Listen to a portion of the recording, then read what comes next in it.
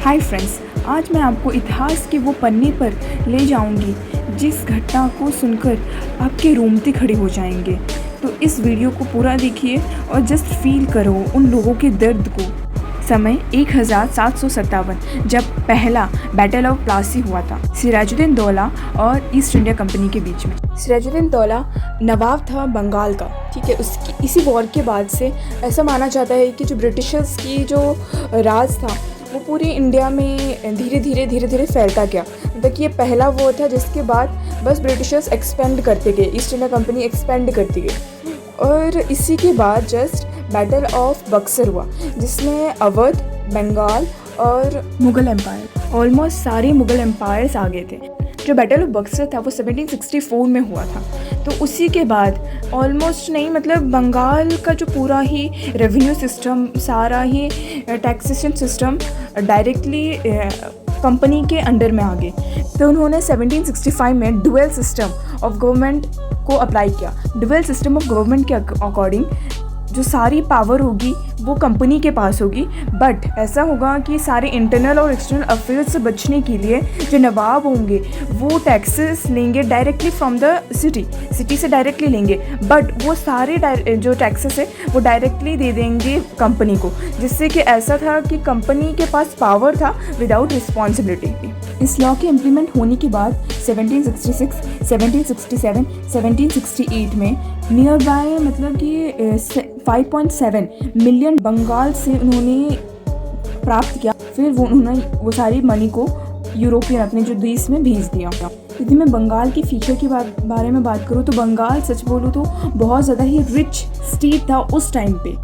और जो बंगाल के नवाब थे, मुग़ल नवाब थे, उन्होंने बहुत मॉडर्न सिस्टम को अप्लाई किया था। हालांकि वो टैक्सेस बहुत ज़्यादा लेते थे, बट वो मॉडर्नाइजेशंस में और बहुत सारी चीज़ों पे काम करते थे। यदि हम थोड़ा भी हिस्ट्री आपको थोड़ा भी पता होगा तो आपको ये भी पता होगा कि जितने भी सोशल रिफॉर्मर्स थे, जितने भी बड़े बड़े लोग थे, वो सारे लोग बंगाल से ही बिलोंग करते थे। जैसे कि हम बोल सकते राम मोहन रॉय थे, ईश्वरचंद्र विद्यासागर थे, तो रविंद्रनाथ टैगोर थे। तो लाइक बहुत सारे जो जितने भी सोशल रिफॉर्मर्स थे वो बस बंगाल से ही आते थे। तो इसीलिए बंगाल को दो पार्ट में डिवाइड किया था, वेस्ट बंगाल और ईस्ट बंगाल।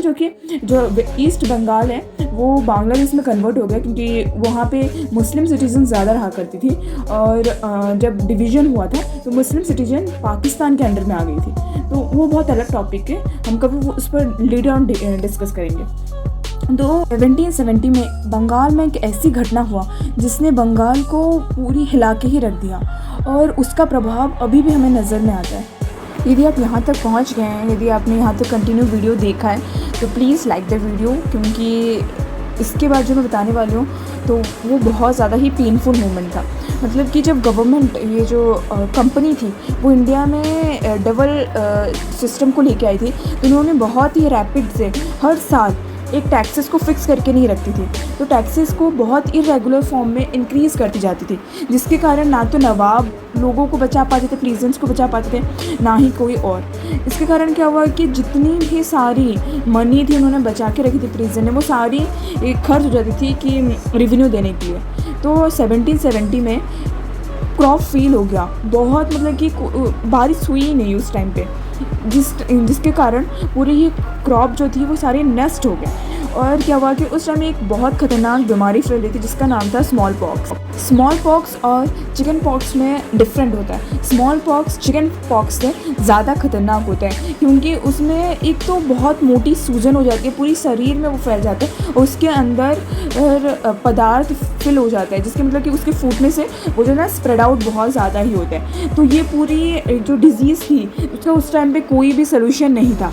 ये बंगाल में पूरी तरह फैल गया था और बहुत ज़्यादा ही हानि कर रहा था। एक तो वहाँ पे खाने के लिए कुछ था ही नहीं। यदि मैं आपको बंगाल की कोई टेल सुनाऊं तो वहाँ पे इतनी बुरी हालत हो गई थी कि इंसान जब मर रहे थे, चील, कौवे, अलग अलग जानवर उन्हें चीर के खा रहे थे। बच्चे ऐसे पैदा हो रहे थे जिसको देख के ही मतलब माएँ डर जाती थी। मतलब इतने ही कुपोषित बच्चे होते थे क्योंकि ना माँ को ही कोई न्यूट्रिशन नहीं मिल रहा था।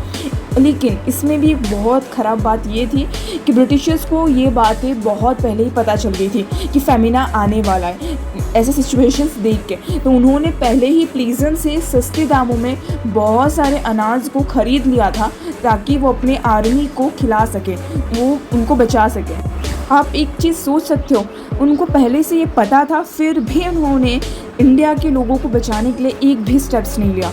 वो चाहते तो कुछ ना कुछ कर सकते थे, क्योंकि अभी भी हमें पता है कि हर साल फसलों का नष्ट होना अनिवार्य है। हर साल किसानों को बहुत सारी प्रॉब्लम्स को फेस करना ही पड़ता है। हर साल कुछ ना कुछ फसल नष्ट होती रहती है, लेकिन हमारी सरकार बहुत अच्छी इसके लिए प्रिवेंशन के लिए खाने को इकट्ठा करके रखा है, लेकिन उन्होंने ऐसा कुछ नहीं किया था। उन्होंने एक तो इतना एक्सप्लॉइट कर दिया था, एक तो इतना ज़्यादा ही टैक्स लेके पैसे, अनाज, जितनी भी स्टोरेज में चीज़ें थी, सब कुछ खर्च करवा दिया था।